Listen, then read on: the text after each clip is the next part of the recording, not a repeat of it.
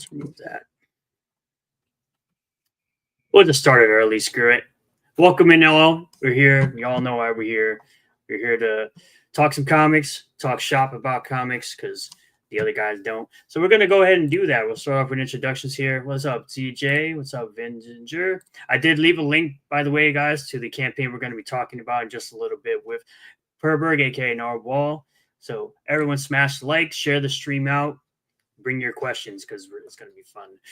We're going to get in on it. Master Hobo says, greetings, fellow Thunder Buddies from the homeless shelter. Let the quote-unquote interrogation of the great Berg commence. No, we don't do interrogations.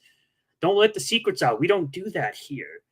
We let the man talk. That's what we want to do. We want him to be passionate about the projects he's working on. We want to know about the projects he's working on, and we want you to support the projects he's working on if, of course, you're interested in those projects. Remember, he offered you guys Earthbound number one for free. You should go read it. It's a fun read.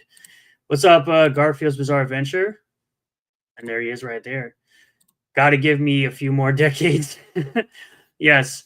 So we now, we have that running joke where we have that running joke with Garfield making a book about I don't know what nowadays, but it's going to take about another 3 decades for it to come out. So we're going to continue doing that, aren't we?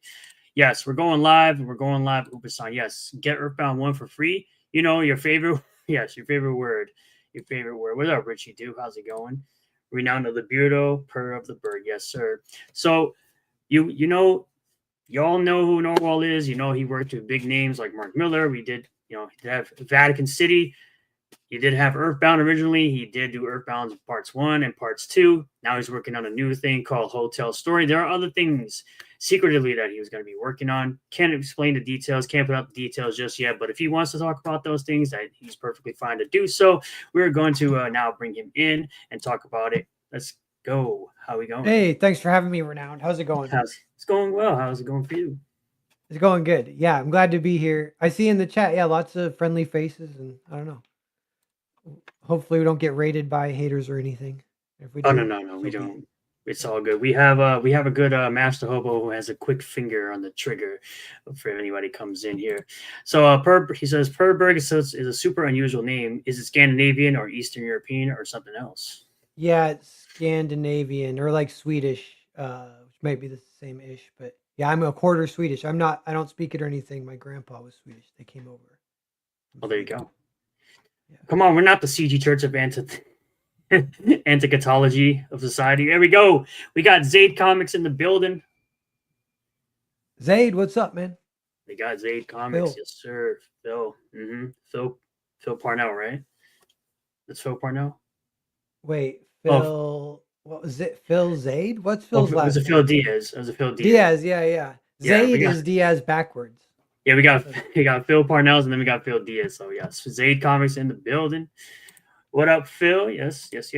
So started. What's their work? They have the Cowboy one coming out September, and they're promoting it right now. So they don't have anything active, I don't think, right now. But the Western looks awesome, and the artist is like on fire. He's hot on the scene, but I forget his name right now. But Phil, if you know the artist. Type him up. Phil Parnell, exactly. What up, Chuck? Keyword says Narwhal. Chuck, what's up, man? Or what Vaughn calls them, the ass. Right. For Garfield's Bizarre Adventure. So you say the meme is he's spending 3 decades to write a story about Garfield? Is that what it is? It's supposed to be a play on. It's supposed to be a play on late books where he's doing the whole McQuall every single time he comes in. He's like, I'm writing a book. I think he said he was writing a book about blondes and dogs or something like that. I don't know. Oh, okay, I don't nice, remember. cool. I don't remember. I thought Brian Crisqua was a Wiggle for 5 years. What? What? What? See, What are now we you're doing? making me paranoid. I mean, like maybe he is. There's no way we can Well, you know. haven't seen them in the same room together, so Yeah, I'm just saying. So, but yeah. Kreisgau's legit though. He Oh hangs on yeah. my channel. I haven't read his book yet though. His book is The Six Gun Gorilla. yeah. Have you read that Mhm. one? I have not. I have not. I have not. I Everyone need. says it's great. He got a gig too from Adam Lawson because of that book. So Nice. that's a good Oh, like yeah. estimate for him. Hell yeah. Actually, let me add this to the stage. So I did put a link in the chat. If you guys want to read Earthbound Part 1, it is free Yeah, on this is a fun Link. one to promote because I kind of it's kind of old, so I kind of forget about it. I just put it up for free and forget about it. But I'm like, oh yeah, because each new generation, there are people who haven't read it. I'm seeing some new faces in the chat. I bet you there's some people who haven't read Earthbound. That was my first book, and it's free, and it's 135 pages. You can read it pretty fast. Renown can attest to that. It's kind of a Yeah. breezy read or whatever. It's very comedic at times. Has a Yeah. lot of, has quite a few dick jokes. Yeah, yeah, it's like a little perverted. It's because it's the era of my life when I wrote it. I wanted it to be a sci-fi teen sex comedy. That was like the mashup, Right. the genre mashup. I was like, I Right. haven't seen one of those. I don't know. I'll try and do that. And Yeah, it was pretty. It's pretty good. I think I'm on like I said to you in private. I said I think I'm on like page 71 right now, so I'm already halfway through it. nice. So yeah, that's what Garfield's referring to. It's a meme on Crazy Late Books. That's the joke of Oh it. yeah, cool, cool. So Master Hubble says he got the Per Berg cover for Phenomenova 3. Hey, nice, thanks. Yeah, I did a cover for Vaughn, and I have another cover coming out for a mystery project. That'll be cool. And I'm available for covers here and there, so if anyone can reach out. But yeah. Of course, of course. So shout out to Brian Criscow. He's a cool dude. Yeah, that's what everybody says. I haven't talked to him myself, so I wouldn't know. Earthbound gives me video game vibes, says Master Hobo. Yeah, the game people say it's called Another World, which also has another title that I forget, but Another World or Flashback, these like old low poly 90s games. And Yeah, I totally like that is like action influence, I think. So you're the right to crazy say that, Hobo. the crazy thing is there was a game from Nintendo called Earthbound, which has those I like old know. pixelated I type run into some graphics. trouble from that. Yeah, because obviously my book has nothing to do with that. But Mhm. I Googled it and it's just like it's okay because it's just a comic. If I were doing a video game, I could never call it Earthbound, But Yeah, but yeah, exactly. That's where copyright and trademark issues would happen. The thing about it is actually the game is called Earthbound in English, but in Japanese it's called Mother. oh yeah, I know. Yeah, I played it and never beat it, but I loved it. You know what's funny is um it's like a Japanese idea of Americana, and that's Hmm. hilarious. So they're like, "What is America?" They're like, "I don't know, a boy with base who loves baseball," and Yeah, blah blah yeah. blah.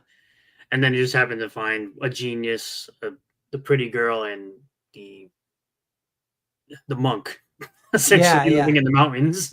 yeah, yeah. Yeah.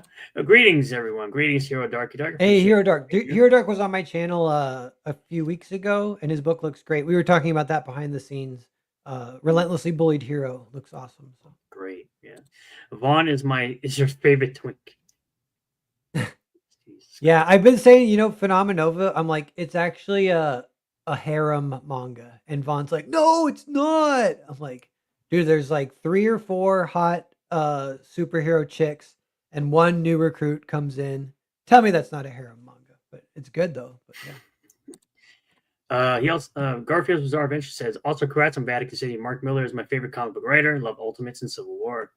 Thanks, Garfield. Yeah, he's my favorite too. And I learned a lot from him by working for him with Vatican City. Because Vatican City, I feel like he's even forging new ground a little bit for his own body of work because it's a 3 issue series. So it's like beyond fast paced. It's so fast paced. Like you could almost be like, if you're not in the mood for it or if you're not used to it, it's almost too fast paced.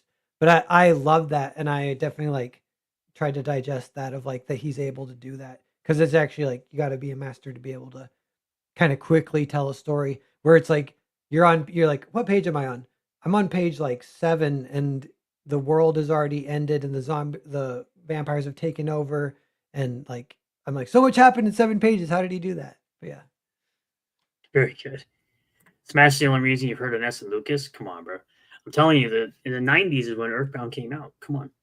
Well, yeah, the yeah. problem with the character of Lucas when it comes to Earthbound or Mother in Japanese, the problem is that the Mother 2 is so would be so butchered in the US if they were to translate it over to English because of all the different themes and the fact that it has like trans characters in there. So it would be completely butchered and it would be unrecognizable if they ever did an English translation of that game. Actually, it might not be Mother 2. Actually, might be Mother 3, I'm thinking of. But yeah, there's a bunch of sensibilities that would offend a lot of people in the US if they were to ever discover that game or if it was ever translated over to English. That's the major problem with that character. Oh, They could never bring that game over to English because it would be censored to all hell. There are very yeah. good English translations out there. You can play the game fully, but yeah, it would Yeah, be I heard that that's one of the famous translated games. But yeah, it yeah. never got an American release. But yeah, No, it didn't. and I heard it's dark. I guess they said It's it's like super very dark. dark and it has like it makes fun of trans characters, Oh, trans I see what you're people. There saying. are points. Yeah, There's like a trans character that in that game that people would get really offended over. That's the problem with it. Japanese also love baseball. It's bigger over there now than in America. Oh, you made a yeah, character that's based off true. Ness's looking cap. Nice. Vaughn attracts a lot of gay dudes, to be honest. Are you saying Narwhal is gay? Hey, I resent that, by the way. Yeah, what? It's the three of us. There's three gay guys hanging out. I don't know. Right, sure. Old Man Logan's such a great book that my brother, who isn't a comic fan, loved it. Let's see. Mother 3 is only in Japan. Yes. Yes. It's very true. Sounds like a fun game to look at. You should. Like I said, it would offend a lot of very sensitive people if that game was ever translated to English. And so for people that want to get in on Earthbound 2, like so let's say somebody wants to get Earthbound 2. How would they go about getting that? Right now, the only way is my eBay store, and I wonder if I can even pull it up and screen share real fast. Let me see if You I can. can. You definitely can. Master Hobo says, now you guys are straight, but Vaughn loves the guys. Come on. Last I remembered, wasn't Vaughn trying to rizz up Sakisha Ray to be his Tifa? Come on, man. What happened? Did we change storylines now? Yeah, he's got to get Tifa. Yeah, yeah. Sakisha Ray is his Tifa. We've made that joke in the chat plenty of times. We make that joke all the time. He doesn't like that very much, but he gets a good laugh out of it too. So, but because he actually cosplays Cloud sometimes when he's on stream, so we just call Sakisha Ray's Tifa. But yeah, if you want to bring that up and share the eBay store, you can do that. We'll bring that up. Yeah, sorry. I'm clicking around and it's like I don't know, I don't navigate eBay super well. But while I'm doing this, I can chat a little bit about it. But yeah, so I Yeah. have an eBay. There's a guy he does a lot of buy and sell stuff. He's actually on the East Coast and he's an older guy, he's a collector and he has the entire Spider-Man collection of Amazing Spider-Man, I think. And I think it's worth like maybe $1 million or more. It's like his prized possession because he's been collecting for so long. But he early on was like kind of a fan and he would buy my stuff. He'd buy it in bulk a lot of times. He'd sell it on his eBay that way. And I was like, why don't you just run the eBay store and you can keep half of like profits and you just kind of ship everything out or whatever. So he's been running it. I need to ship him a restock, but that's where you can get Earthbound 2 right now. And yeah, let Okay. me see where is Because you also get yeah. Earthbound 1 physically there. Yeah, here we go. I found it. Yeah, you can get Earthbound 1 and 2 physically, and there's some other good books you can get. And the other thing is though, there's a sequel to Earthbound. It's called Grand Prix, and I'm in the middle of doing that right now. And the third edition of Grand Prix is going to be like basically after Hotel Story. So like late 2025, early 2026. That'll be the new Earthbound crowdfunder. and that'll be everyone's chance to catch up. Anyone who wants to get in on it, you can get Earthbound 1, Earthbound 2, or the first trade of Grand Prix. Grand Prix will eventually be 2 trades. So like 6 kind of volumes, but so the first 3 of Grand Prix. Grand Prix goes off Earth, so it's not Earthbound. But one thing, speaking of like the Earthbound and the title for the Nintendo game, another reason is that it's like I kind of allow it in my head or whatever. My excuse is I think it's a different word, quote unquote, where Earthbound can actually mean 2 different things. So it can mean Earthbound like you're going to Earth, and I think that's what the Nintendo game means, and because there's a bad guy coming to Earth and blah blah blah. Or it can Mhm. mean you're Earthbound, like you're stuck on Earth, and that's like even the image here. You know, the Earth is this ball and chain, and so that's Right. more what we got. But yeah, Very here I'll good. share the screen real fast. So there we go. You want to pop it up here? Yep. Can do Narwhal has an just eBay store. this off. Yep. Yeah. Narwhal has an eBay store. Yep. Yeah. So yeah, there's Earthbound Volume 2, Earthbound Volume 1, B-sides like some shorts. There's Grand Prix Volume 1. There's sketchbooks from back in the day. These are super limited, so they're a little steep, but those originally collected Nosferatu in volumes 1, 2, and 3. So, and it looks like volume 2 sold out. So like it would be cool to own. Oh, yeah, if you can buy 1, 2, and 3, that would actually be like the first printing of Nosferatu, so that's kind of cool, like limited edition thing. Oh yeah. Here's the first Hotel Story. These are signed by me and Jared, so these are going for a little steeper. You can get this for cheaper on the campaign that's live right now. But yeah, part 1 Hotel Story. Hotel Story is similar to Earthbound as far as like it's 2 trades, so it's kind of a big graphic novel, like in total like 240 pages or more, and that makes like a single graphic novel kind of. That's kind of the way it's structured. Very nice. A master always says because Sakisha keeps rejecting Vaughn. Nice one. If she don't succeed, maybe she'll come around. I don't know. Or maybe you can lose 10 years in what do they call it? Unrequited love. That's kind of Vaughn style. Maybe you can do that. Yeah. He's a young guy, so maybe I will review Earthbound 1 in the future. Here's my channel. Sure, everyone subscribe to Master Hobo. Master Hobo says also Narwhal covers are always great to look at.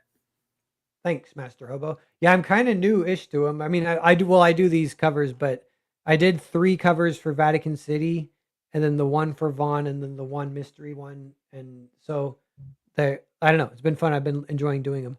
Real fast too. The shorts is great. I do recommend. This is, but people really liked this one, and I enjoyed making it. A lot of collaborations in this one. I'm not the artist on all of them. I'm kind of just the writer.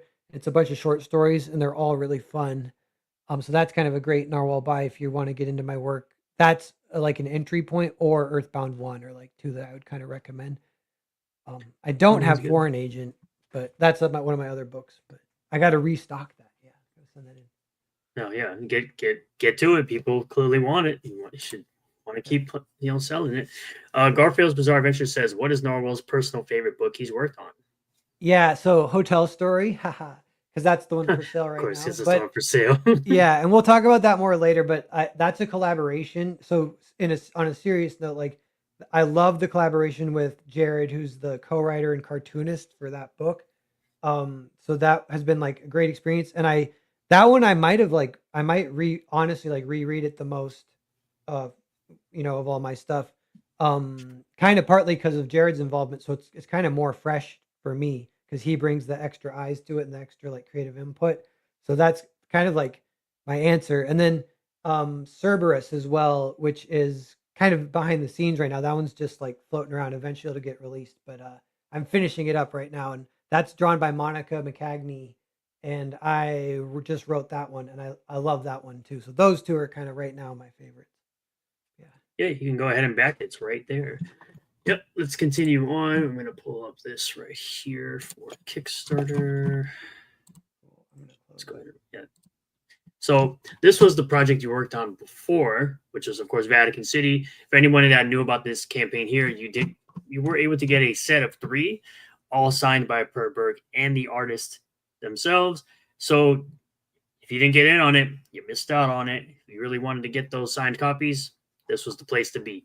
So what was the whole inspiration of creating the story or helping, doing this with Mark Miller? How did it all come to be that you were able to work with Mark Miller himself? Yeah. So this it kind of goes to the early days. I'm not sure how, like 2019 or something. And Mark Miller always, this is my kind of take on him. I feel like he like actually cares. Like I feel like a lot of people don't care, but he kind of cares about comics, cares about the industry. He kind of tries to keep his pulse on the industry, to try and keep his eyes on the indie scene, see who's Right. coming up and whatever.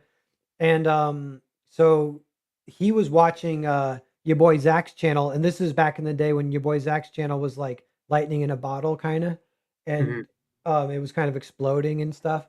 And your boy Zach had done a good review of Foreign Agent, and so Mark Miller, I wake up the next day because that was my second book after Earthbound, was a graphic novel called Foreign Agent, and Right. then I wake up the next day, see Mark Miller had followed me on Twitter. And I was like, oh, geez, that means like I can actually DM him. But what do I even say? And I didn't know what to say for like a few days. Right. Like, Yeah. what can I even do? And I ended up DMing him. I was like, did you follow me because of the review on your boy Zach's channel? He's like, absolutely. Been following his channel for a while. I'm interested in all this stuff. I've been following you as well, kid. Like, keep it up. Nice job. Something like that.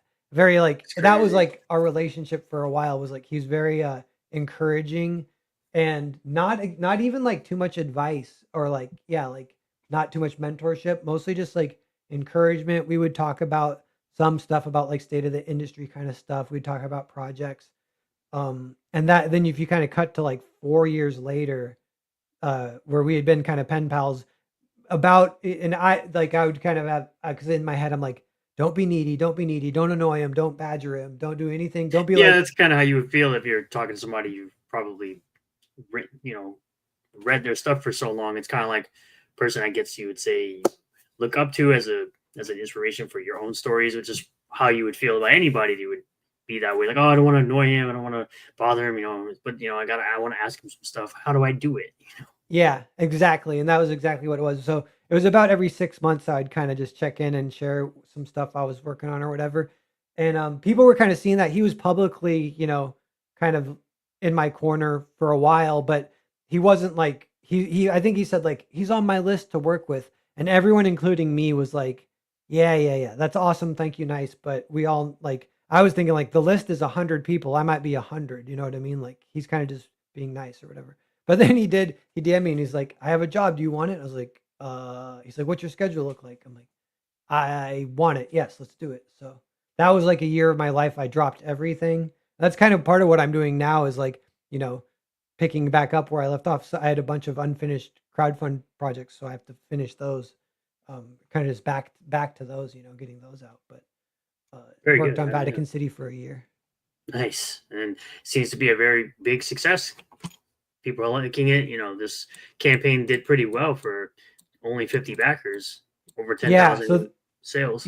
Yeah, because this is just like the original art and like signed copies, or so this is like a bonus for Right. me kind of at the end. So I got paid for everything and then this bonus at the end, and so it's all pretty good. Um yeah, and then maybe working with Mark Miller in the future, but again, that's another one that's like, don't count your chickens before they hatch kind of thing. He definitely Right. has mentioned that to me. And he's like, by the way, I'm serious. I'm serious. I'm like, okay, okay, okay. He's like, a couple years though, a couple years. I'm like, okay. Right, right. So Garfield's Bizarre Adventure says, for years I called him Mark Millar. I did as well. Found out a few years ago that I was pronouncing his name wrong the whole time. And then he Yeah, he's, asked, or go ahead, sorry. go ahead. Oh, I was gonna say he doesn't correct people because he says he likes it both ways. Or There you go. You could go back to the old way. You could continue saying it how you know how to say it now. Um, Garfield's Bizarre Adventure says, does Norwal have any plans to do MegaCon or any cons in the near future?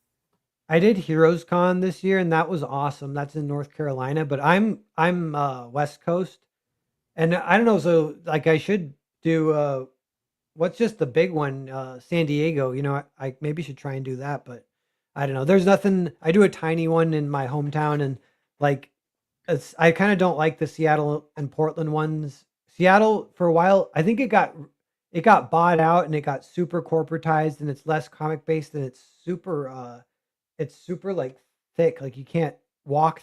So many people you can't even walk. You get like panic attacks. And Is that Emerald City Comic Con? yeah, Emerald City, yeah. Yeah. And that was pre-COVID that I went and had that experience. Very good. Well, MegaCon it gets decently big. I'd say it never really sells out, but it's pretty decent for what it is. I'd say it's the biggest con in Florida. So I think you could definitely fit well there for sure. Definitely better than like a San Diego. You'd have more room to be around. You could probably get yourself a booth there. It'd probably be easier to get a booth there and more people to see there. There are also other indie creators that are going. I know like Yellow Flash is supposed to be going next year, and that's Is MegaCon thinking in Texas? no MegaCon's in Florida. Oh, okay, okay, cool. Yeah, For I for know. Texas, I think it's like anime. I think it's Anime Next, Anime Matsuri. I think those are the Yeah, ones for Texas, and then Space Con is in San yeah, Antonio. because there's a handful that it's like west from Thinking Critical, and they kind of all go to one in Texas, I think, and maybe Florida, and I think it's oh, kind space. I think that would be Space Con. That would be Space Con in San Antonio probably, and then they have MegaCon Orlando is nice. Florida. Yeah, But I want to do at least one con a year for big traveling and kind of have fun and even cut loose, like stay up drinking and everything. But I think yeah, MegaCon would be a really good choice. nice. Oh yeah, Dallas Fan Expo. That's another one that they do, and also in Texas. Okay, Your cool. middle name is Darwin. Yeah, yeah, yeah. Yep. I don't know. My parents are liberal scientists. I'm not, but I'm based conspiracy theorist. But There you go. Master says I need to meet Narwhal at a con so he can sign my Phenomenova 3. nice. Yeah, that'd be sweet, Hobo. Garfield's Bizarre Adventure says, would Narwhal consider ever doing a cover for the Ripperverse? Totally. Yeah, yeah. That would be sweet. And yeah, maybe that'll happen sooner or later. I don't And we don't know. No one knows. And yeah, they went to Dallas Fan Expo. So yeah, for you guys that had the opportunity to get your hands on some signed copies of Vatican City, if you did enjoy that story, I've seen it plenty of times. It restocks quite often. Seems like a lot more printings for number ones get printed at my local comic shop pretty often. But now we're gonna end up jumping over to what his current project is, which is Hotel Stories Parts 1 and 2. I think it was 240 pages for the combined total between parts 1 and 2. Yeah. Yeah. So that's kind of it's always fun to like finish a story. I know a lot of even in crowdfunding, so many beginnings, not too many like wrapping up the full thing. And I mean maybe it'll be like Phenomenova is gonna go for like forever potentially. So and it'll have multiple arcs. It could go like 100 issues or more. But this if you break it into 20-page issues is 240. So it would be like a maxi series would be like 12 issues. But even within that, it's like it kind of reads pretty smooth and not really broken up like that. It's more broken up, just like almost more like a animated movie kind of thing. Like it's kind of meant to be read in, and it was kind of written that way, just more in these like two chunks or even one chunk. And yeah, now so it's been maybe 4 years working on it. Me and Jared, 3.5. I think 4 if we include the writing process, which has been a big part of it. And yeah, so now it's finally done. We're getting it out there. I think book one had like 318 backers. So this one we want to meet that or break it, hopefully. So we'll see if we can do that. But We'll see what we can do here. So Narwhal, he says, Georgia Black says Narwhal's a fellow believer in interdimensional aliens living among us too. And then Hobo says that's what he likes you even more now because good job. yeah. So you got a fan that's love you even more because you love those interdimensional aliens. Now you said this is a follow up after Grand Prix for your Earthbound story. Yeah, I had been working on that, and so this is not connected, but this is like the next project. I'm trying to think the order. Yeah, so like it was Earthbound. I had my initial kind of like 3 books was Earthbound, Foreign Agent, and a Nosferatu, which was just a adaptation of the old silent film. And that's kind of a shorter one, but that one has had a really positive response too, and people. And I think it kind of might be sold out on the eBay store too. I have to keep sending it in to restock it. But then I had kind of like I made some okay money too, just with success in crowdfunding, mainly from Earthbound 2 was like pretty successful. So I funded some books. I funded Cerberus, I funded the Shorts collection, and I funded Hotel Story because I wanted to start doing some collaborations. Because I feel like that's a big part of like being creative. Like I really actually maybe everyone's different, but I love collaborations. And you kind of it's best, you got to find a collaborator that you really gel with. Um and it's Mhm. fun figuring that out too. But yeah, Jared's a great collaborator. I met him. I lived in Iowa City and he was an animation student at the college, and that college ran a video game making club. And then through that club, they did a weekend comic jam. And I would go just moonlight at the club and hang out because in these days I was like 26 or something, so I was like almost college age. And then this is 10 years ago, and or Right. more, even 12 years ago. And so then yeah, he did the comic jam, so I went to that, participated. That was a lot of fun. But Jared's comic was like my favorite. It was the best comic of the comic jam.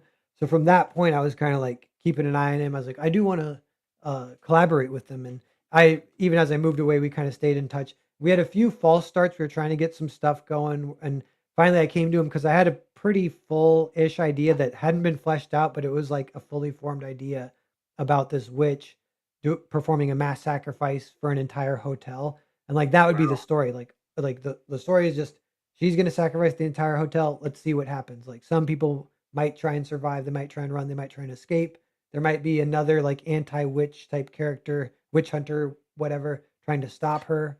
And then that's the story. Like so it's so simple, but that's kind of part of the fun too. And maybe part of the pitch is like Earthbound's a little bit like this, where like the pitch, the setup, once you set it up and you kind of let the pieces go, it's kind of just what happens. It's the strategy of everyone just trying to achieve their goal just becomes the story. Um, and that's kind of what the book is basically. So what would you say is like the inspirations for the characters and the story setup for all of this? Like what kind of stories have inspired you to make this type of story over any other type of story that Yeah, you've made in the past? good question. Well, there is like I can't escape it. Sometimes there's similarities to Earthbound as far as like there for some reason it's the type of stories I like to tell.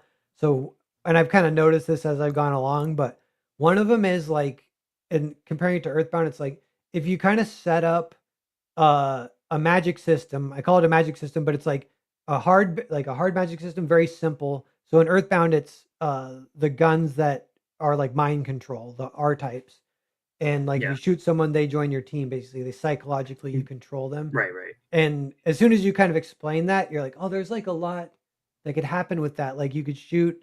What if you shot like the assistant to the president of the United States, and then gave your gun to them and had them shoot the president? Then you could like run the country. So like it's kind of fun, just the creativity of the idea itself, and the story gets to explore all that. Gets to explore all these different questions about how those guns might work. And then you also try and have them play out in ways that the audience might not at first think of. And that alone is like kind of makes for a fun story. And that's what I kind of like to do. And Hotel Story is totally like that too. It's like you have the witch hunting character, he can possess dead bodies, but only one dead body at a time. So like there's like a fight scene where he's kind of like throwing a knife and teleporting with the knife. So it moves to kill someone. He becomes that person, pulls the knife out, throws it at someone else. They die. He teleports to them, pulls the knife out. And so there's like, that's just one example, but there's a lot of fun ways that like possessing dead bodies as an action scene can be kind of fun. And Very there's a couple other like magic systems beyond that in Hotel Story. I think there's like three total. But I mean, maybe even right now I won't go into all of them, but they all kind of add up to this fun story where a lot of it is just trying to have fun with these like rules that you're setting up for the action. And then real quick to kind of continue to answer your story, there are some specific influences, and it's like it is like horror movies more than horror comics. There's some horror movies that I love, but one specifically, it's called Demons 2. It's an Italian horror movie from mm, like 1991, and it's about like just demons invade an apartment complex. And I was like, mm, oh, I love that. Like that's another one where you just say the sentence and that's the movie. They're like 2 hours or 90 minutes of demons invade an apartment complex. You're like, okay, well, you have certain survivors in various rooms that try to meet up, and there's actually kind of a lot to it that can be kind of fun. And one of them is like in the basement. There's like a in Demons 2. It's like a Pilates instructor and his class 80s style. They're all like in leotards and stuff. and then like the demons break out, and they're all like, what the hell?" And so they're trying to survive. And so yeah, like you can imbue it with all this like personality, and it's kind of this ensemble cast where you don't know who's going to live, who's going to die, because everyone's kind of treated evenly. There's no like super main character kind of thing. So kind of But like a Game of Thrones type of thing, where yeah, on a you kind of smaller just scale. have Yeah. that, you kind of get that attachment to a certain character, and all of a sudden they just die, and you're Yeah, like, yeah, yeah, fuck. yeah, and even well, and then in a, hopefully this doesn't happen too much in Hotel Story, but for Game of Thrones, like when you're following a lot of characters, there'll be ones that you like and ones that you don't like, and it'll be one that's really good, and then it cuts away, and you're like, "Ah, the plot, this I don't give a shit about. Like, come on, let's get back to the good stuff." But Right, exactly.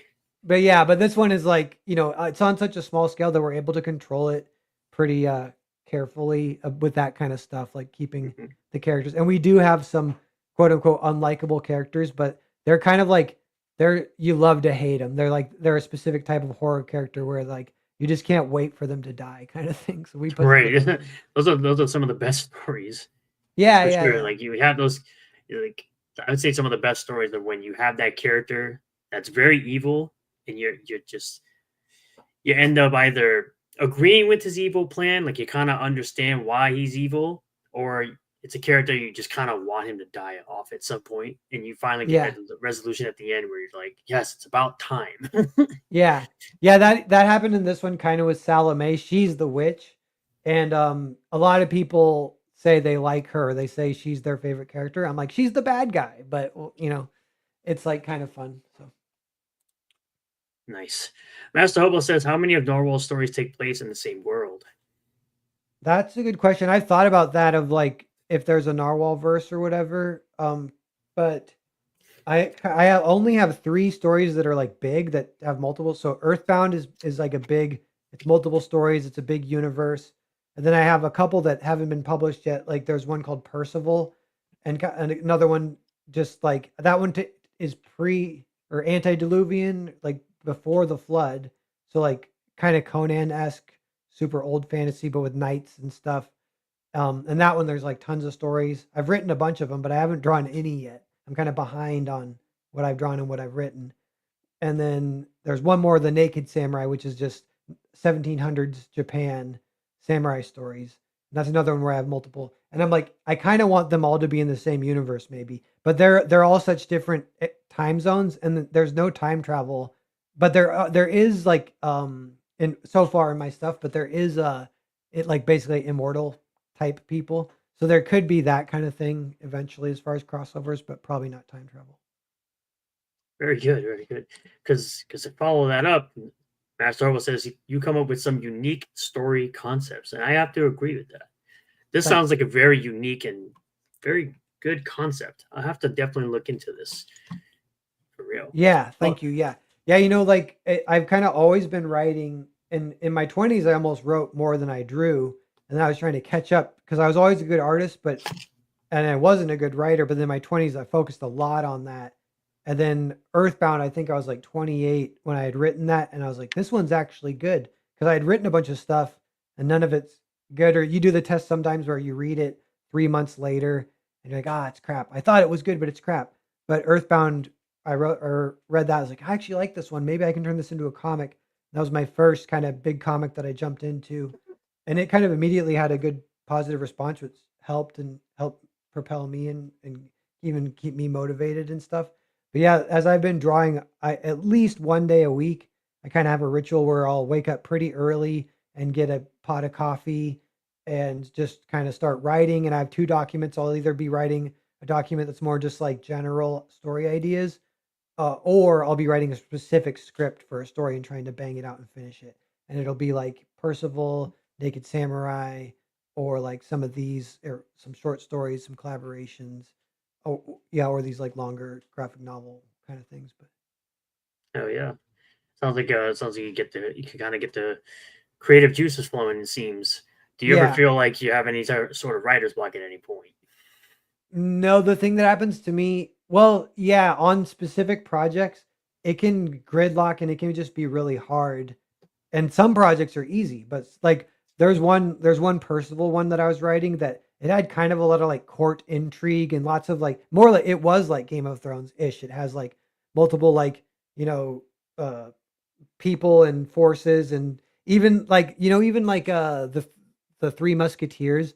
A big part of the Three Musketeers is that within the court there's actually like, it's like the FBI and the CIA or whatever, but it's like the Royal Guard and the Police Guard, and they don't like each other. I think may Right. call it the Cardinal Guard, but they're both like the military, and they're both, but and like that kind of intrigue I think is really cool when like you're on the same side, but it's a different like uh denomination of military, and how they can, the information doesn't pass. They have spies between even the, and like so anyway, I was doing that with Percival, and like just I still am in the weeds, which is, I'm sure there are ways to avoid this, and I haven't fully. If you really get in the weeds, sometimes what you got to do is like kind of like start over from scratch or whatever. And this, if you start over from scratch, usually you can like parse it down or get it to a position where you can like finish it, But yeah.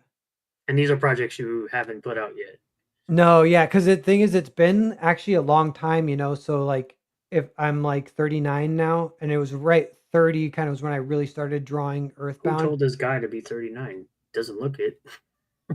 Oh yeah, well I kind of fake it. My voice is like kind of boyish. Unfortunately, I need more. I need more. Yeah. I Yeah. need some testosterone. But yeah, but 9 years, so it just adds up. Like, yeah, if I kind of stay consistent, it just, it keeps going, And I do think indie comics, it's like building the train tracks while you're on the train. So yeah, you got something crowdfunding, you got something you're drawing, you got something you're writing, you might have a collaboration going. And this is actually too, like, I do it full time. And it is like actually full time, like but and that's not even like 8 hours a day, but it's like 6 hours a day plus email plus like bullshit or whatever that ends up being 8, 9, 10 hours a day. But it's Right. kind of Right. what I do. It's been that way for 9 years now, but it has, even that's been up and down, like with the year I'm working with Mark Miller, I could relax. I was like, yeah, like everything's cool. The paychecks are coming in, it's just paid by Netflix, But Hell yeah, yeah. crowdfunding is a little bit more like, ooh, am I gonna like, is it working? I might look into something. Do I need to look into like tutoring, or do I need to look into some other stuff? I don't know. Right. Well, hell yeah. Joe Black says the mind control gun is a very interesting concept. Well, the mind control gun concept is actually what Earthbound One is about. Yeah, yeah, yeah. Thanks. I'm glad you say that, and I'm glad you say that too, Renown. But yeah, like, so check out Earthbound One if you want to see me play with that concept. And yeah, that I kind of struck gold early on. I was so lucky to think of that early on, and because actually a little lore is I had a mentor in my 20s. He's a little bit older than me, like 5 years older or something, but he was a screenwriter, and we would write screenplays together. And I learned a lot from him, and it was awesome. But one of the screenplays we wrote together was like a horror movie about these two snipers, and it was called Sniper Rifle Whiz Kid. And Oh yeah. and that got repurposed, and he kind of gave it to me. He's like, I'm not going to do anything with it, but if you want to rewrite it, because we actually had been talking to uh, a freaking producer from Hollywood, but he was like the sleaziest, and who knows if he even really was a producer. But because we actually were kind of trying medium hard to like break in or whatever, and we would have some connections, some filmmakers working, whatever. And yeah, this one producer, and he took a meeting with us just over the phone. He's talking to both of us, and he's like, he's like, I liked your sniper script, but you got to make it more like Guardians of the Galaxy. Then get it back to me. Then I'll be able to do something with it. But yeah, make it more like Guardians of the Galaxy, which it was nothing like Guardians of the Galaxy for one thing, and for other thing that had just Definitely. come out. He was just being like an idiot producer. But anyway, so Lou, my like buddy, he's like, I got my own thing, so this is yours if you want it. If you want to try and like do this and get it to the guy or whatever. And I was like, shit, I'll take a crack. So what I did is I was like, okay, instead of sniper rifles, it's mind control guns. So now it's like sci-fi. It's like Guardians of the Galaxy kind of, and I just rewrote the entire thing with that. It changed everything, but the character's name stayed the same, which is fun. Mhm. But and that was it. Yeah, that's where it came from. Yeah. So if you want to read the story that he wrote about with the mind control gun judo, it's Earthbound. Let me see if I can. I'm just gonna put that link in the Yeah, and chat that one's again. for free. Yeah, You that can one's read the available for first free. chapter. It's 135 pages. I've been reading it. Like I said, I'm on page 71. It's very interesting and very comedic. Has quite a few dick jokes.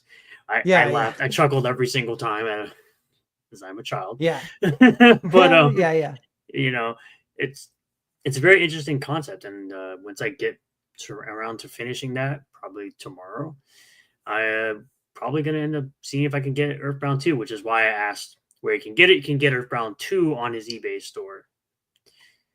Cool. That means my plan's working. Yes, give them one for free, and then maybe people buy Is part two. yeah, there you go. It reminds me of the old movie The Looker, says Judo Joe Black.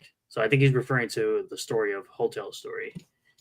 Oh yeah. Well, I want to see that when people. I haven't seen that. I don't know what it is, but that sounds cool. I love watching old stuff and just seeing whatever, curating some influences and everything.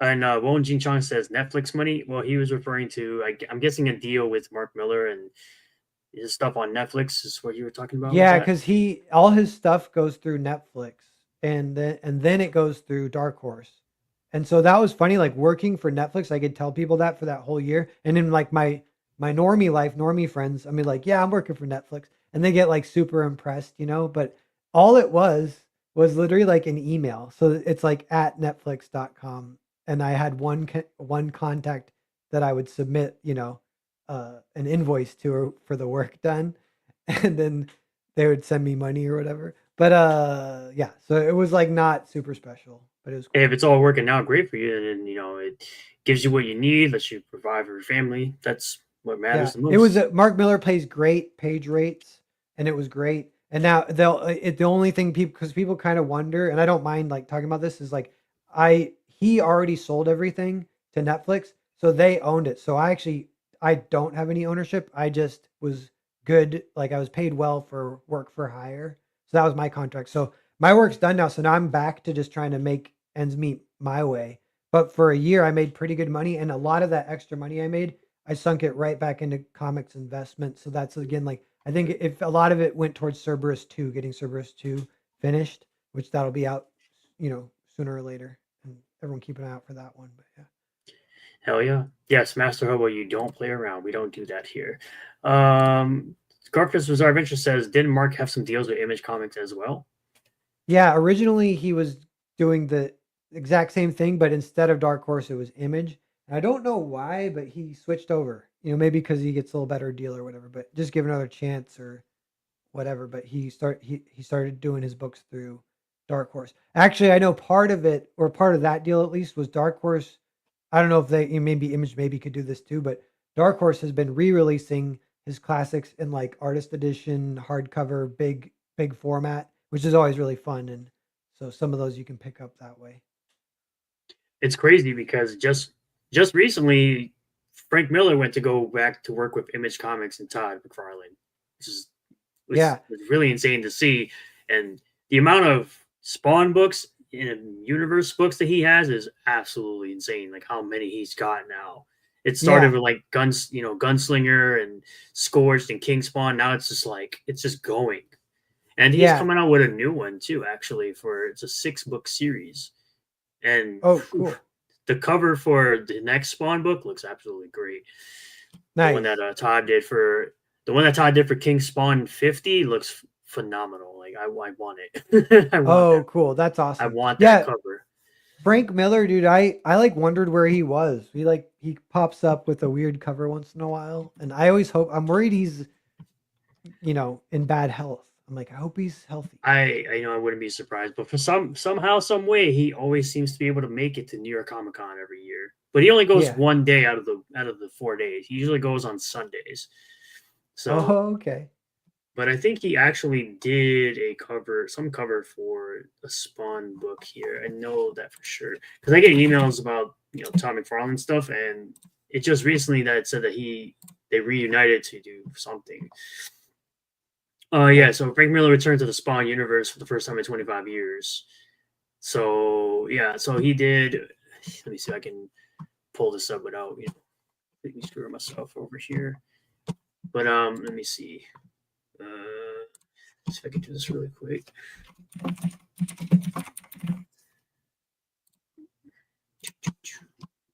That's not what I want.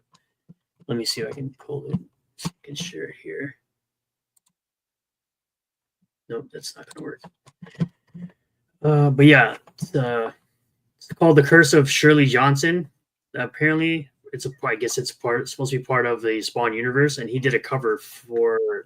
He did the art and ink for that book, issue number 3. But the next book he's coming out with, it's number 1 here, Spawn: The Dark Ages, which looks fucking awesome. And then the Sweet. 50 cover looks awesome for King Spawn, and I want it. He did one of those he did for number 300 for Spawn. He did King Spawn holding a giant 50, and it looks freaking cool. Nice. Yeah, I can't wait to get my hands on that. That's cool. I'm glad Frank Miller's still out there doing stuff. He's my favorite, but it's like obvious to like him the most, but I do. Sin City. Yeah. So yeah, all that. You know, with him, I feel like this is like, I don't know if this counts as like advice or something, but I feel like he did like 3 or even 4 phases. So like, it's fun to like Michael Jordan did this too. So the people who are like the best, they'll kind of like summit the mountain and then do something completely different, summit it again, do something completely different, summit it again. Michael Jordan's like, I'm going to retire. And he's like, I'm going to come back and win 3 more. But yeah, Frank Miller, he does like Daredevil. And maybe in that realm, Dark Knight could almost be included in that. That's his first like super ascension. Everyone's like, all right, he's the best. And then he did a bunch of weird collaborations for a while that are really fun and really wonky kind of. And then he did Sin City, which is again another kind of ascension. Everyone kind of bows down. And like 300 is kind of in that era and stuff. Yeah. Right. But this is the cover he did right here. Cool. Yeah, it looks great. People sometimes complain about people who color Frank Miller. I've seen this there because they'll be like, "Oh, the coloring ruins it." I'm like, I don't know. I kind of don't think it's okay. I don't know. It's stylized, you know. But yeah, and then this is the King Spawn 50 cover I want. Oh, sweet. Yeah, that would be awesome. That's a Tom McFarlane cover. Nice. King Spawn number 50. I want that. I've been getting the volumes. I've been getting the trades for these. So yeah, I want to get that when it comes out. Yeah, get the one single floppy to go with it. Yup. But back to Hotel Story. We should actually maybe play the trailer for this. Let's do that. Yeah, sure. We can talk a little bit about that too.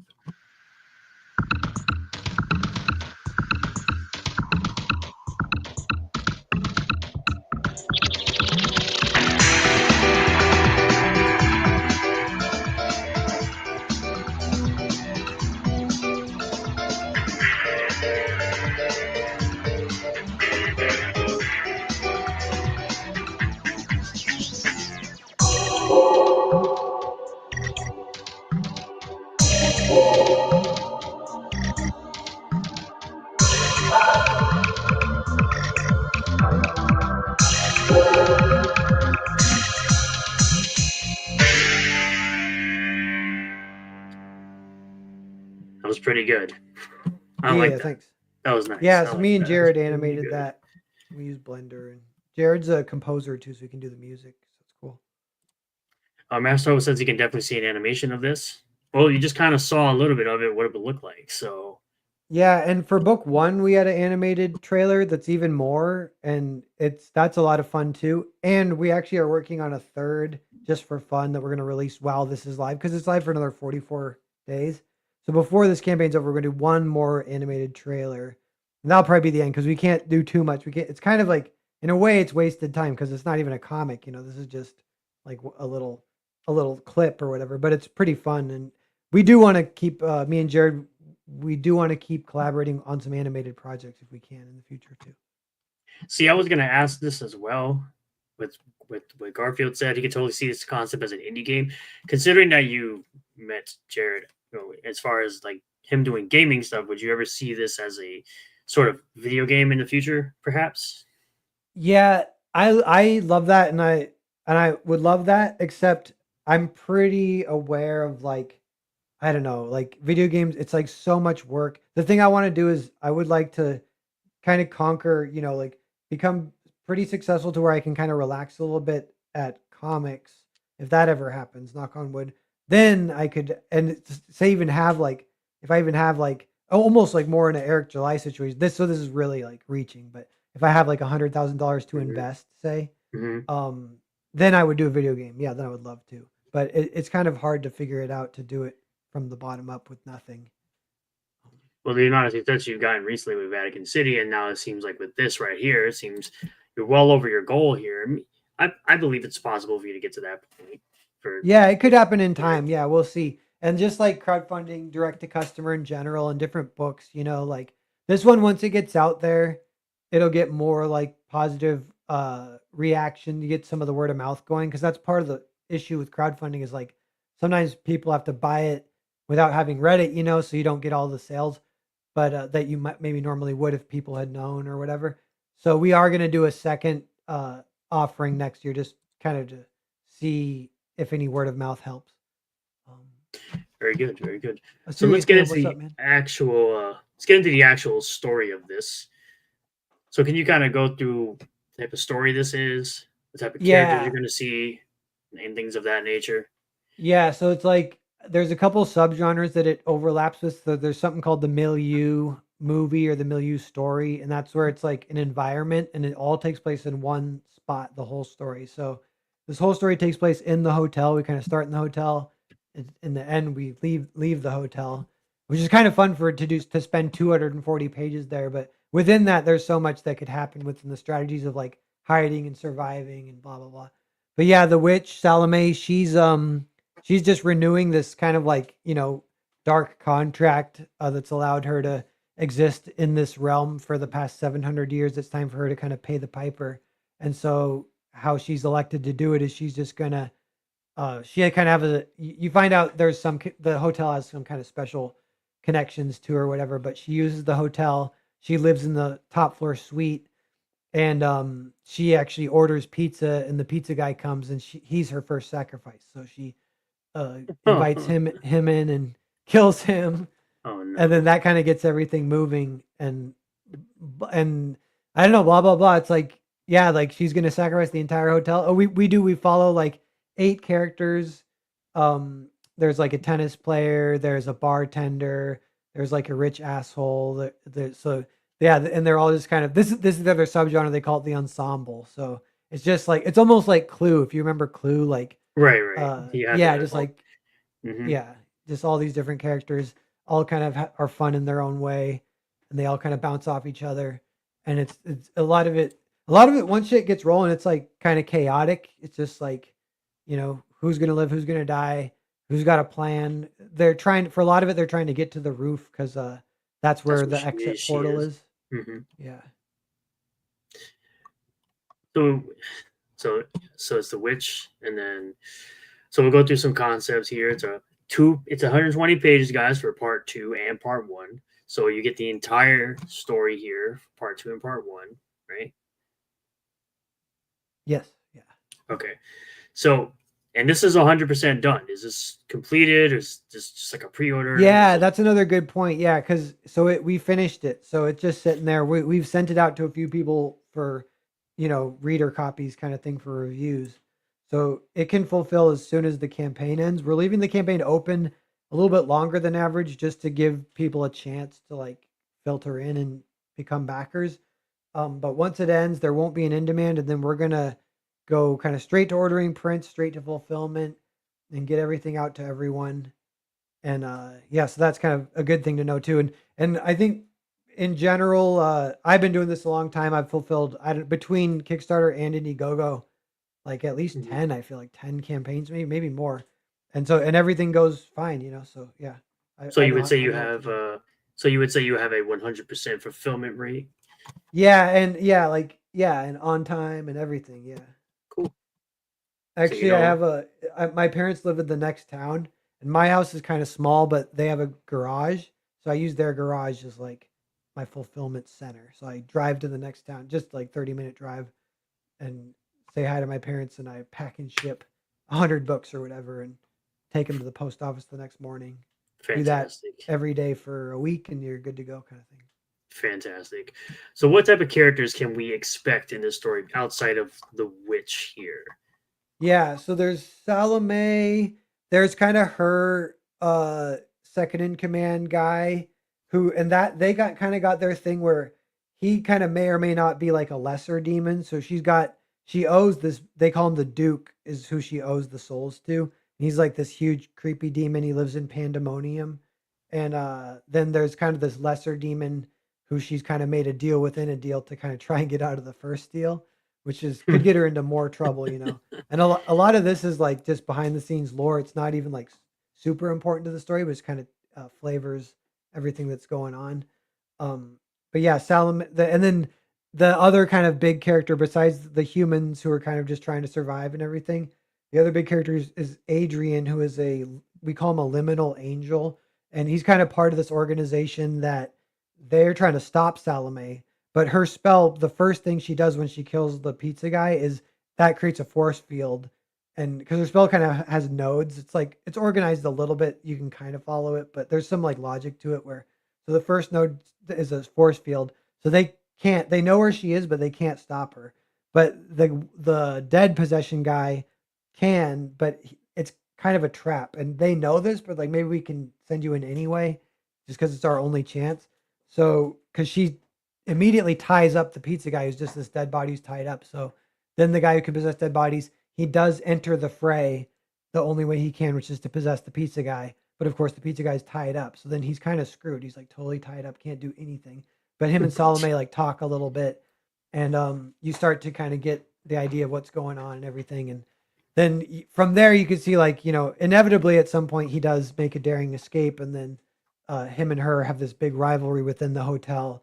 And what's kind of interesting is like one of the ways he can stop her is like it's kind of his last ditch effort if it even comes to this. But if he kills the humans, she can't sacrifice him. So he could screw up her sacrifice spell by just killing all her sacrifices before they can be sacrificed. So he's like not even 100% a good guy. He's just trying to stop her, and the humans don't fully know if they can trust him, you know. And so there's that kind of stuff too. Very good. And this is a standalone story? There's no required reading for this at all. Do they have to read anything prior to reading this, or can they just simply jump right in? Yeah, no, that's one of the nice things about it is it's just two trades. It's kind of like Earthbound. It's like two trades, one graphic novel, full story, complete, totally wraps up. Even more, even it wraps up even more than Earthbound does because Earthbound is a little bit like leaving some open for a sequel. This totally wraps up. We still could do a sequel, but it would be like other stories in the world. It wouldn't necessarily be like finishing this story because this story's kind of done. Very good, very good. Master Hobo has the question of should he stay at this hotel? Yeah, if you feel like living on the wild side, and we say with Salome too, we've been joking that she's the I can fix her character because she's Oh kind of God. a hot witch or whatever. So she'll kill you, but you could still like she could be Vaughn's new Tifa. She be wanting to. Oh no, no, no, no. Can't have that. So we're gonna go through some of the pages you can kind of talk about what's going on exactly. If Yeah, you want so to give here's the any. pages, and this is like so the art style, you know, it's similar to Earthbound. You've seen Earthbound, which is funny because Yep. these are drawn by Jared. So I actually didn't draw these, but he and I have a similar style. He's a little more cartoony than me, a little bit more like I feel like classical cartoonist. Like it's I really enjoy like the way he draws. That's why I've been wanting to work with him. But yeah, kind of some of it's like Gendy Tartakovsky, a little bit like Samurai Jack, kind of influence maybe kind of like Cartoon Network or whatever. And yeah, we the other thing is we build the backgrounds in 3D ourselves in Mhm. Blender. So we have a huge hotel kind of in pieces. This is almost like a video game. Like we have the environments and we use those for the background. So all the hotel is mapped out. So all the story like fits to the map of the hotel really well, which is kind of nice, helps the story a little bit too. And it kind of works well with this animated style to have these character cells over these low poly backgrounds that have been pulled. It kind of gives it this fun look. Yeah, and you know, one last little thing I'd say, kind of about a pitch, is we co-wrote it together, and so much of what the writing process it was new for me and kind of unique, where we were just in video chats, just like improving back and forth to seeing who could make each other kind of break or laugh more first. And so a lot of the gags in the book, because there's some comedic stuff, but it's like it takes the stakes very seriously. It is like life or death, but within that, there's like just some funny lines. Like horror can kind of have that, like the horror comedy, I guess. But Yeah, yeah, of but course. yeah, so we're kind of just so much of it was like improv almost, which is interesting for a comic. Like comics aren't usually written that way, and this one was, which is fun. Jim Yep, Wing Master. Chong 3D assets. I know when all that hullabaloo was happening, I was like, the meme with the guy like sipping tea and looking to the side or whatever. Yeah, yeah, exactly. Yeah. Right, right. Master Hobo says his hobo life's pretty wild, so he'd be down to stay at the hotel. Yeah, nice. Yeah, there is Well, we mentioned a hobo once. I think we used the word hobo in it. Because the one guy, the tennis guy, asked the bartender, he's like, "So what's the craziest thing you've ever seen at the hotel?" And she's like, "Besides tonight," or he says, "Besides tonight," which is like obviously the craziest. And she's like, "A hobo tried to steal the continental breakfast once," which that happened to me. That's so I used to work at a hotel. I forgot to mention that. So there's some autobiographical stuff in this book, but yeah. Yeah, yes, Master Hobo, you are canonical in this book. You are the hobo who tried to steal the continental breakfast. he's the hobo that tried to steal the continental breakfast. So some life experiences in this one, huh? Yeah. Yeah, and actually even like it's right at the very beginning, there's a guy yelling for the manager and he's mad because of blah blah blah. That happened to me. Like I was the front desk agent. That exact thing happened to me. But Oh. They also had the story about the continental breakfast, apparently. yeah, So yeah. I guess these are all the different I went sacrifices through here. Yeah, I went through a phase when I was in early college, and I eventually transferred to a different city because I went to I went to the Art Institute of Seattle, which later got sued because so many people graduated and couldn't get work that they got I forget what it's called if everyone sues, but they got shut down because it was considered a fraud or whatever. And I was like, wait a minute, I'm not sure if I count because it's the era that I went, but I went for 6 quarters and then I went to another school. But I was living in Seattle for a little bit and definitely trying to live cheaply and everything. And one of the things I did for a while is I had a tour of Continental Breakfast, and I wasn't a hobo, but I just walk in, pretend like I had stayed there and get the continental breakfast. And it worked for like a year. I did it quite a bit, but I did get kind of quote unquote caught once, and it was just really awkward, and I just never came back, basically. Very good. Yeah. Yes, Judo says with 3D assets. Yeah, exactly. Hobo demands his pay cut. He demands a cut Oh, of of course, profits hobo would do for that. his Some hobo just wandering in here demanded money. You get nothing, sir. demanding money. You get nothing, you lose. Good day, Yeah, sir. yeah. Judo says the hobo have superpowers though. This hobo in this story exists he may, but we're not sure. He exists outside of the pages. He's just in the lore. He's referenced in the dialogue. Okay, there we go. So he used the peak of hobo potential thanks to the super hobo serum in his blood. Nice. Yes. That's why you are the master hobo of the hobos. We understand. Apparently, there's some of this going on too. Yeah. We got some prints in the back. That one's by Hiro Tompa. That's kind of just a fun pinup style one. But those are the girls of the book. There's like 5 girl characters. Very nice. Yeah. And then we also have this. This one looks really good. Yeah, this is Jose Garcia. If you guys follow him at all, he's awesome. He's a good Twitter follow. Good guy. A very he's drawn a lot of books. I forget what the word is. Productive or whatever. I don't know. But, prolific. That's what I was going to say. Prolific. But he's awesome. He and I might have another collaboration coming out sooner or later too. We're working on maybe. Stay tuned. There might be some other hidden things that aren't so being much. Yet. Stay tuned. It's all merging together. Yeah. It's all hush hush right now. So yeah, there's like 3 stay tunes or 4 even, but one of them is an extra stay tuned. Yeah. There's also a mini comic. Very good. Yeah, I've been really into mini comics like the past year, and I started giving them out for free with every book. And I'll make the mini comic a short story spinoff of the main book. So for this one, because it is a little bit of like a balancing act, because you don't want it to be too important. Obviously, it has to be like a deleted scene or something just for fun. Like it can't ruin the story if people haven't read it or whatever. So this one is just security story. It's the security guard in the hotel and kind of what happens to him and his little mini adventure. when shit hits the fan with the witch's spell. with the zombies. Yeah, because that's the joke is he misidentifies them as zombies. They actually aren't zombies. They're just kind of like a form of mind control. And so he's actually killing them all when he shouldn't be because he's an idiot. Oh, but Jesus. Oh man.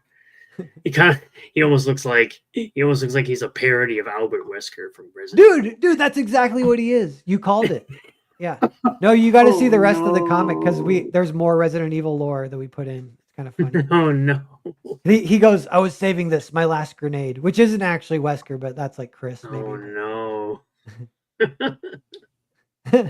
I can't believe I got that one. Yeah, That's what that's it looks like. hilarious. He has the weird hair. He's got he's got his gun. It's Yeah, obviously we have to be talked one, about but that. he got the That's shades awesome and that everything. Oh my god. that's awesome that you caught that. Yeah, and I love zombie stuff, and I've never done anything zombie, and I don't know if I ever will because it's just maybe overdone or whatever. But I do love it, and so this is my one zombie thing. So if anyone wants, See, another zombie one stories zombie. can be done very well, but just repeating and regurgitating the same type of zombie story is overdone. But it Yeah, can be that's done. true. It just has to be done in a creative way. I mean, they've had recently what they were was it they had Dead Island where they had these four immune people and everyone else became zombies from some virus. And they're doing a lot of immunity stories now where it's like, oh yeah, the main character just happens to be immune. It's for some weird reason. Now that's the latest type of trend that they're doing with zombies. It's like, oh, they go to Yeah, this place and now for some reason one person just happens to be immune. That's what they're doing now. yeah, they're the chosen one. Blah blah blah. What are the Right, right. chances? Yeah, what are the chances? Exactly. We need to spice up the zombie genre, that's for sure. Yeah, we do. Yeah, you know, I kind of liked whatever the freaking it was weird, but I kind of liked um shit the new 28 years later. You guys see that one? Which one? 28 years later. It's like it's a sequel to Oh, 28 yeah, yeah. days It's later. Or whatever. 28 days later and 28 weeks later, I think Yeah. is. Yeah, They yeah. they definitely try to spice it up. Like it's weird though. Like I I didn't. think not everyone likes it, but I did like it. But yeah. I like 28 days later, but I'd never seen. I don't think I've ever seen weeks or years. I Yeah, know years Weeks is the most was recent one. not the greatest. Yeah. So Lord Blaze says, if I really loathe a lot of zombie stuff, I blame Hollywood. Yeah, because they overdo it. It's like you can only do it Yeah. but so many times. It's like, oh yeah, a virus happens or a demon comes. It's like you only Yeah. do it so many times before it gets played out. It's like anything else. You can make a hobo short story of him sneaking into the hotel stealing the breakfast. I literally want to do that now that you said that. So maybe I can. Yeah. Oh, there you go. You just gave him a fresh idea. Master Noble says, I wouldn't be caught. The food is mine. The line in the book is she says, and I guess it hasn't been printed yet, so we could change it, but she says, a hobo tried. She says he tried. So it's implied that he failed. He tried to steal the continental breakfast once. Yep, and Judo says, I wish someone would do zombies like Fallout, where it's a very slow turn. Oh, I that's mean, fun. That's a good idea. Actually, that's an issue. I think some of the stuff that's too fast is too fast. The turning is super annoying. And that was the thing with the new Alien movie. It was way too fast. It felt like plot convenient. They just needed someone to turn into an alien, so they just had it happen. I'm like, it'd be cool Alien if it's slow. Romulus. Yeah, yeah, yeah. I didn't see that one. I saw Alien and Aliens, and that's kind of where I stopped. Yeah, I mean, nothing wrong with that. Those are pretty great. But yeah. But what's up, Mike Hasbany? He says, have you ever thought about doing comic strips? Well, a little bit because I love Beetle Moses on Twitter. Do you guys know him? He just does comic strips and they're so funny. And I've thought of like I mean like a hobo stealing continental breakfast could be one. And there's just things you think of. You're like, oh, that could almost be one. That'd be kind of funny. I was thinking of one. These are like Beetle Moses style ish, but like if it's like two people stuffing their mouth with as much dry bread, dry flaky bread as possible until they choke, and then seeing if they can who chokes first, I guess. But like that's like that isn't even something he would do. I don't know, but I could do a comic about that. The comic So strip. there you go. You're just coming up with new ideas with people in the chat very easily. Yeah. A lot of Korean and zombie movie and TV series, zombies on trains. Like, what was it? The Train to Busan, I think was the one, right? Train to Busan was the Korean one. Yeah, that was a good one too. That had the character that you're rooting for him to fricking die because he's such a piece of shit. There you go. Yeah. The ghouls in Fallout. Yeah, he's talking about the ghouls in Fallout. Exclusives. Now you got limited offerings like a limited signed book edition, signed by Yeah, both. there's books signed by both of us with original art from Jared and the zine, which we might go over here. So the zine's kind of fun. It's pretty cheap. I think it's $12. It might be 15. Sorry if I if I said it's too cheap, but it's like half me, half Jared with some of our new projects. So there's a Percival teaser and there's There you go. Mogal Blues from Jared. Which Mogal Blues is a lot of fun. I actually love that one, so that's a great one to check out. Well, there you go. There's your Percival. This looks good. This looks pretty good. I could see myself like see this type of stuff I like. That's why I like. I'm really big into Irene stuff, the fantasy stuff. So I'm down for. I'd be Nice. down to read this. I know I want to get to Percival like soon-ish. I got a few other books I got to draw, but I want to start drawing Percival like next year and try and crowdfund a Percival book. And then, you have any info on this one over here, the Magyar Blues? Yeah, that's just Jared's like next project solo, which is awesome. Jared fully unleashed without working with me. And it's a great book. It's kind of about an what are they called? Archaeologists in the desert. And a woman, she's like losing her funding, but then she actually gets an offer from a band of raiders in the desert that are hiding out that she used to know the leader. Um, and she can kind of work with them, and she doesn't want to do it, but there's circumstances that she may have to. And so that's kind of like part of the story, but it's a good one. Very good. I think you have a good comic strip style of art and storytelling. I just don't know how people would monetize it anymore. Yeah, the other one I think about is like web comics because you hear about people doing one and staying. If you stay consistent, have a pretty big cool story, and just do it every day or every week, do an update, and they can get like 1 million followers. But then those don't always. That still might not translate to that much money, which is crazy. But I would say, like, for personally, I would probably do like, because they have subscriptions on X, so I would do something like that. You do a subscription on X, you put the short stories behind that for like $2 or something like that, and you could get oh people to like, oh yeah, sub here, and you get these extra short stories, $2 a yeah, month, that's a good idea. I type do of want thing, to try something like something that. like that. You could Yeah, probably do I that. might literally try that. We're doing some good brainstorming here. But there you go. You pity the ghouls that go feral and follow. No signed. Master Opal says he's going to hunt you down to get him to sign a book yourself directly. Yeah, You yeah, I should can do. sign a bunch of your books, Hobo. There you go. It's such a weird situation. You basically long lived, but slowly going crazy. Yes, I said Reenie. I said Reenie. Okay. What up, Jeremy? How's it going? Welcome in. Appreciate you. What's up, Benja just Jeremy? says, I have seen Train to Busan, good movie. I might need the Korean movie recommendations. My favorite games are action, horror, and adventure. Well, you might get a little bit of horror, action, and adventure from Hotel Story. Oh yeah, and Vinzinger, have you seen I Saw the Devil? That's a Korean revenge horror movie, and that's awesome. One of my favorites. But I don't know. Have you seen that one, Renowned? Which one? I Saw the Devil. No, I have not. It's maybe it's pretty hardcore ish as far like for a horror movie. There's some gory shit, but it's awesome. It's about a secret agent and his wife gets murdered by a serial killer, and then he goes rogue and just like fucks the serial killer up big time, and it's Oh awesome. no, damn. Kind of like Korean John Wick or something. Yeah, I mean it's like that, but it's even instead of action, it's horror. There is some awesome action in it too. Very Um, good. but I'll yeah, have to check it I out. highly recommend that one. You're right. Gooning is always the correct answer. You always got to realize that. They put up a few panels once a week. Who does? Oh, for either strips or for web comics, they're talking. I think so. Oh, okay, I got you.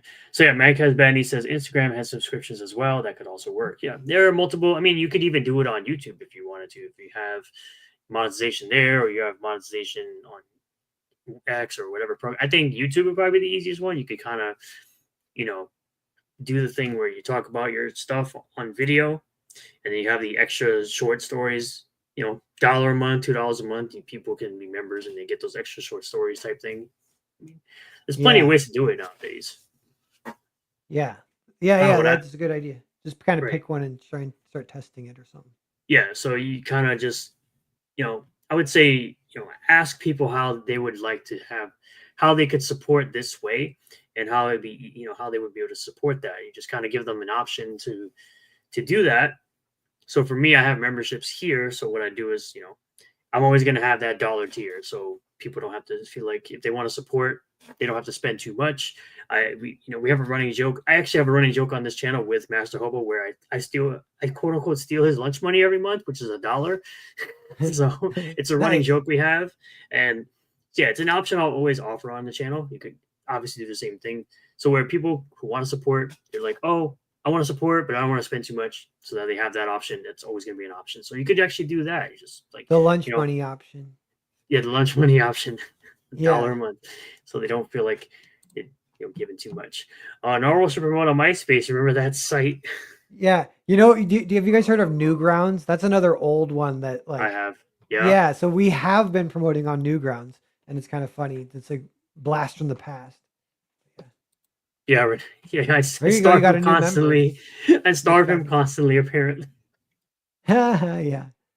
But yeah, Hobos Mike should be Advan needs to starving. become the It's new good for you. member.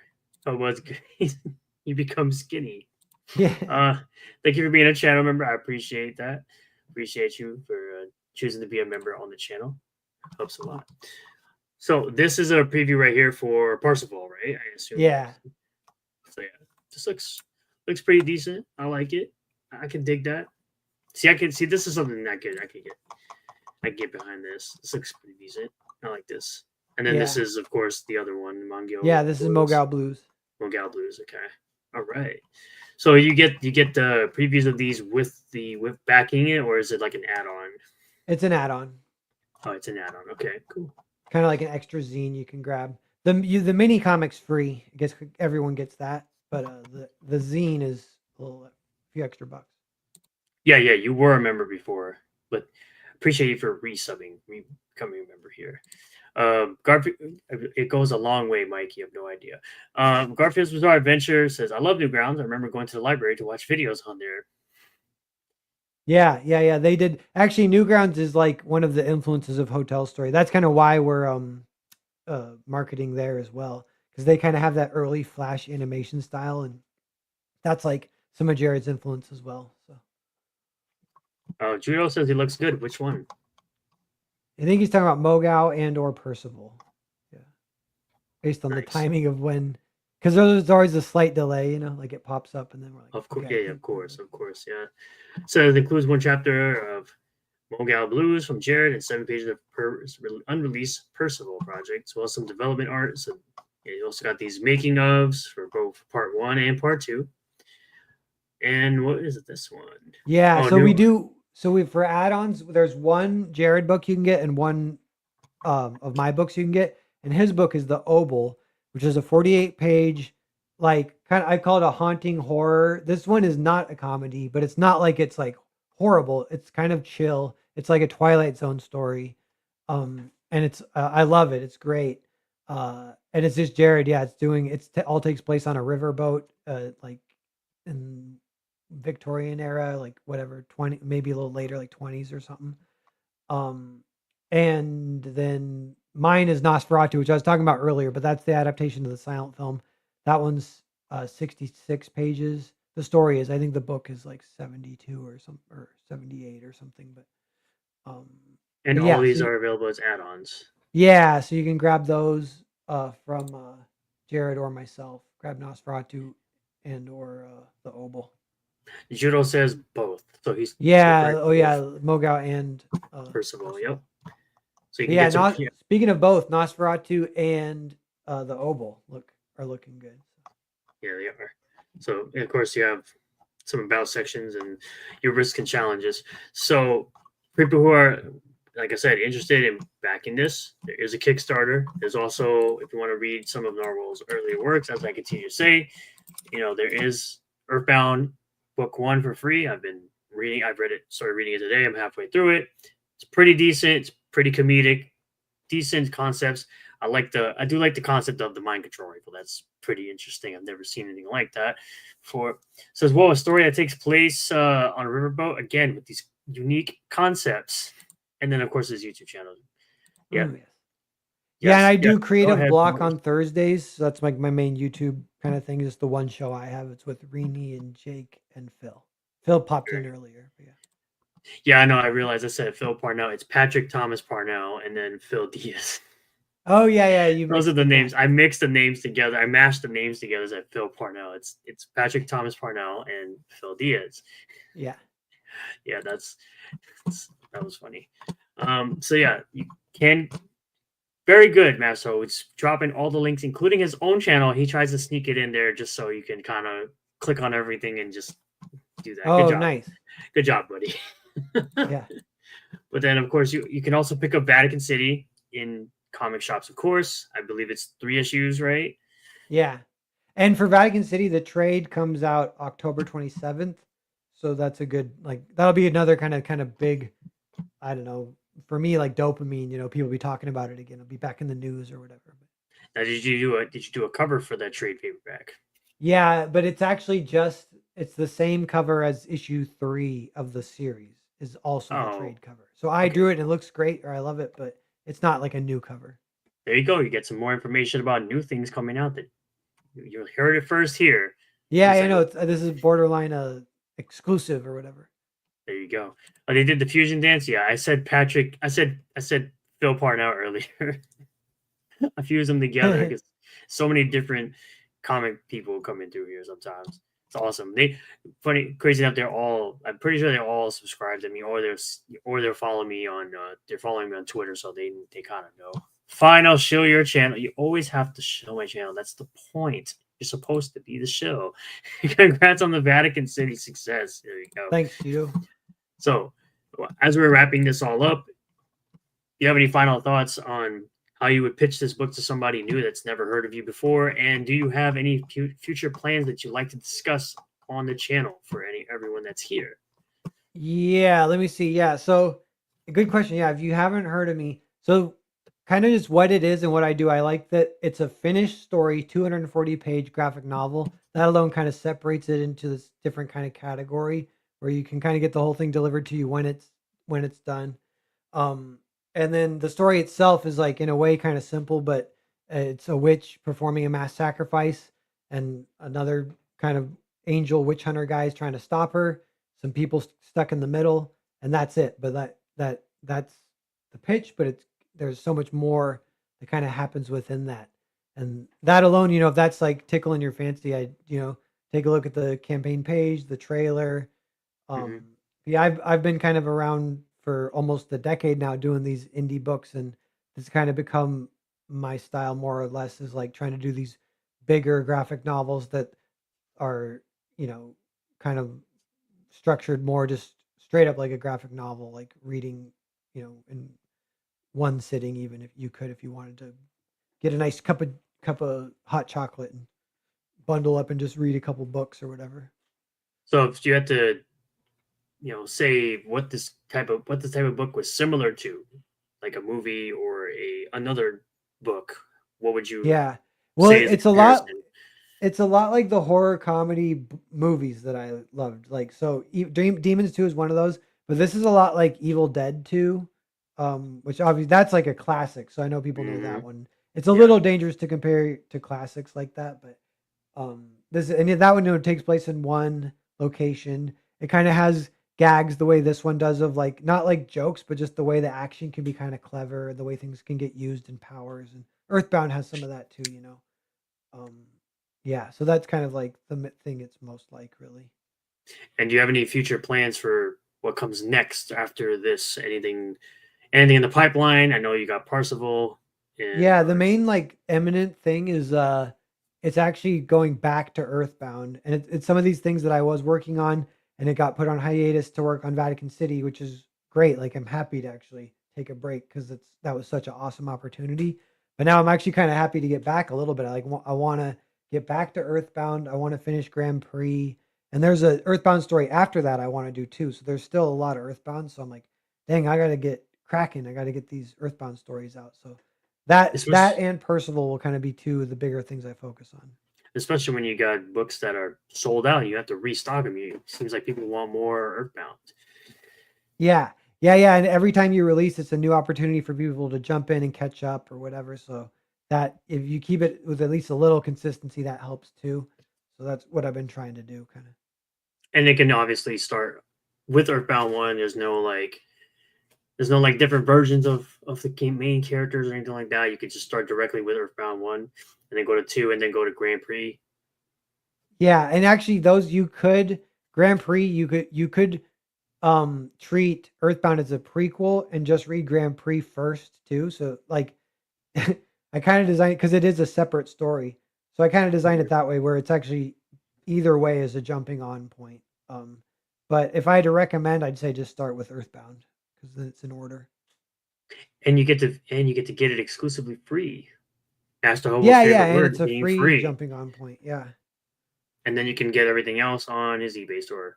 Yep. And the other one I'm working on is Cerberus, which is like pretty close. And yeah, like so stay tuned for that. That'll be a fun one. And Cerberus Part 1 did already get released, and that one did have a big reaction too. So I get messages every week of people being like, "When's Cerberus 2 coming out?" That one is like a dog detective story. It's like almost like 101 Dalmatians kind of things. Like the main character's a dog trying to avenge his master got murdered by another dog. So it's like dog versus dog mystery kind of thing. And that one's a lot of fun though. I can't wait for that one. People to finish that one. Same with this, like get the second one out and finish it. It's not at all like that horror movie that was recently announced, right? With the dog. No, but every time like I wince because I'm like, they like doing my idea and they got out before I did, but mine's different. Yeah. And there's a lot of that's like a subgenre is like dog. There's like a dog stuff called Good Boy, and then there's We Three, and there's 101 Dalmatians and blah blah blah. But every one in its own way can be like kind of noteworthy. And the one I did is like a fun entry into the pantheon of those type of movies. Like it holds its own. It's like it may not be a classic on the level of 101 Dalmatians, but it's like a good, fun mystery story with dogs. So like it's cool, you know. Oh yeah, uh, very very good stuff. Master Hobo says he thanks Narwhal for following him recently. Yeah, it's called Good Boy. That's what the name of the movie is called. Yeah. And he awaits that Netflix has Pedro Pascal play Narwhal in the documentary. That's how you know you made it when Pedro Pascal plays you. All I got to do is grow out my mustache to make it easier for him. Free, yes, yes, yes, yes. Earthbound is free. You better not harm that pupper. It's I I know don't that's know. what everyone's saying about that movie. Yeah, that's funny. Yeah. Yeah, that's what everyone's saying about that Good Boy movie. Well, that about wraps up everything. As I've said a million times, I know Master Hobo is completely on it, putting all the links in the chat. You guys can go ahead and read Earthbound #1. This is this latest story here, Hotel Story Parts 1 and 2. So it's a complete story, 240 pages of mystery, magic, and suspense. All that takes place in the hotel. Yep. The main character tries to sacrifice the other hotel recipients, if you will, to the Duke, right? Yeah. There Totally. you go. There You you got go. it. You pitch it better than me. Hey, I try. I do what I can. He got all links in the chat. Link to his YouTube. Yep. Earthbound Hotel Story. Yep. And of course, like I said, you can also pick up Vatican Story if you want to further support Narwhal as a creator. You can go ahead and pick up Vatican Story at your local comic shop as well. And I appreciate Narwhal for coming on tonight and hanging out and doing this. You guys, I told you guys about this guys on Monday. It was a well kept secret for about 4 days. Yeah. There are some other things under wraps that he obviously cannot talk about, and I'll let you guys know about that stuff after, of course, he announces it himself, because, of course, that's his thing, that's his business to put out there before anybody else. So appreciate you for coming on. And he says, Garfield Zarventure says, glad to see you, Norwal. Congrats on all of your success. Thanks, Garfields. So Yeah, and thanks appreciate. for having me. Of course, yes. Anytime you got a new project you want to come on and talk about, I'm more than happy to have you on again. Just like I say to everybody who comes on, I'm more than happy to have you on once again to talk about any newer projects you want to talk about. Cool. Yeah, that's great. Yeah, and the chat's great. It's a good little show you got here. I like it. I definitely want to come back. Pencil ping Yeah. pong, what's up? It was What's up, Mr. fun Pages? pimping Earthbound. Like I mentioned, it's an older story, but yeah, anyone in the chat, if you haven't read it, it's free, and definitely you should take the plunge. You should go for it. Go ahead and read it. I know I did, and I'm enjoying it. So thank you all for hanging out tonight. I appreciate y'all. Like I said, you got all the links in the chat. You can go by Vatican City. You can go and head and back Hotel Story. You can go ahead and read Earthbound free. And then you can all go ahead and go on his eBay store and pick up Earthbound 2 and Earthbound Grand Prix. So if you want to continue that story, y'all have a great night, morning, afternoon, evening, wherever you are in the world. Because I know I got people like Won Jing Chong who was here earlier. I don't know if he's still here, but he typically watches my streams in the morning. And I think he's usually in class. He's usually in class when he watches my streams. So Nice. Because he actually lives in a different country completely, like across the pond. So appreciate y'all. We'll be back tomorrow. I'm going to be playing some more Donkey Kong Bonanza for people that do typically show up for the gaming streams. Nice. You're playing that. That's cool. Yeah, that's what I typically do during the week. I'll usually play games, but if I do something like this, I'll typically postpone that, and then I'll do this instead. There you go. Southeast Asia. He's in Southeast Asia in school right now watching this stream. Typically, he's just listening. He's not usually watching. But when he is watching, he's at attention for the, we call ourselves the Rip River Street Team as a joke. I made a whole meme. Oh, he made a whole emoji about that for people that are members. So it's a funny joke around here now. So y'all have a great night. Peace out for now. I'll see you next time. Later.